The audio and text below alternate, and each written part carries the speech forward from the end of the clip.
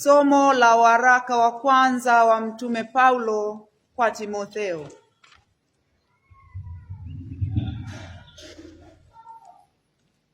Sura ya 6 aya ya 11 hadi ya 16. Wewe mtu wa Mungu, uyakimbilie mambo hayo, ukafuate haki, utawa, imani, upendo, saburi, upole. Piga vita vile vizuri vya imani. Shika uzima ule wa milele ulioitiwa, ukaungama maungamo mazuri mbele ya mashahidi wengi,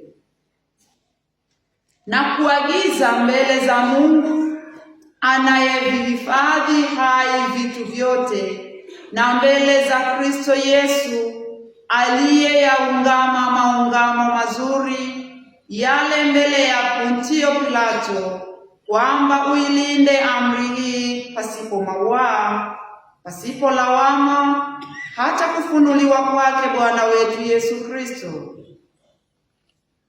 ambapo yeye kwa majira yake atakudhihirisha, yeye aliyehimidiwa, mwenye uwezo peke yake, mfalme wa wafalme, Bwana wa mabwana, ambaye yeye peke yake hapatikani na mauti, amekaa katika nuru isiyoweza kukaribiwa, wala hakuna mwanadamu aliyemwona wala awezaye kumwona. Heshima na uweza una yeye hata milele. Amina. Neno la Bwana.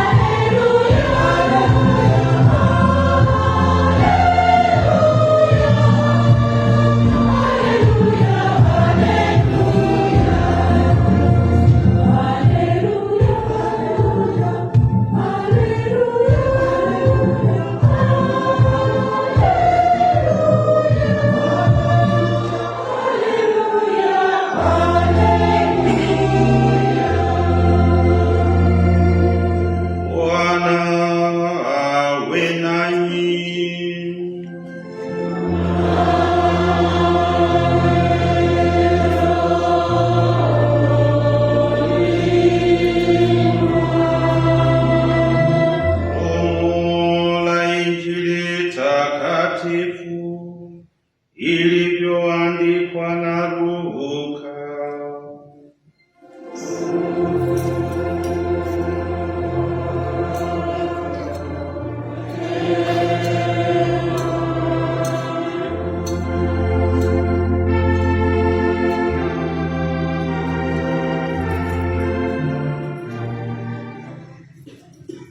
Yesu aliwaambia Mafarisayo, palikuwa na mtu mmoja tajiri aliyevaa nguo za rangi ya zambarau na kitani safi, na kula siku zote kwa anasa. na maskini mmoja jina lake Lazaro huwekwa mlangoni pake, ana vidonda vingi, naye alikuwa akitamani kushibishwa kwa makombo yaliyoanguka katika meza ya yule tajiri. Hata mbwa wakaja wakamramba vidonda vyake. Ikawa yule masikini alikufa, akachukuliwa na malaika mpaka kifuani kwa Ibrahimu. Yule tajiri naye akafa, akazikwa.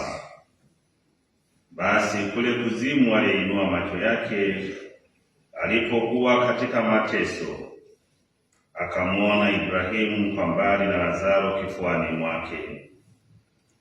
Akalia akasema, E Baba Ibrahimu, nihurumie, umtume Lazaro achovye ncha ya kidole chake majini, auburudishe ulimi wangu, kwa sababu ninateswa katika moto huu. Ibrahimu akasema, Mwanangu, kumbuka ya kwamba wewe uliyapokea mambo mema yako katika maisha yako, na Lazaro vivyo alipata mabaya, na sasa yeye yupo hapa anafarijiwa, na wewe unaumizwa. Na zaidi ya hayo, kati yetu sisi na ninyi kumewekwa shimo kubwa, ili wale watakao kutoka huku kwenda kwenu wasiweze, wala watu wa kwenu wasivuke kuja kwetu. Akasema, Basi Baba, nakuomba umtume nyumbani kwa baba yangu, kwa kuwa ninao ndugu 5, ili awashuhudie, wasije wao pia wakafika mahali hapa pa mateso. Ibrahimu akasema, wanao Musa na manabii, na wawasikilize wao. Akasema, La, Baba Ibrahimu, lakini kama akiwaendea mtu atokaye kwa wafu, watatubu.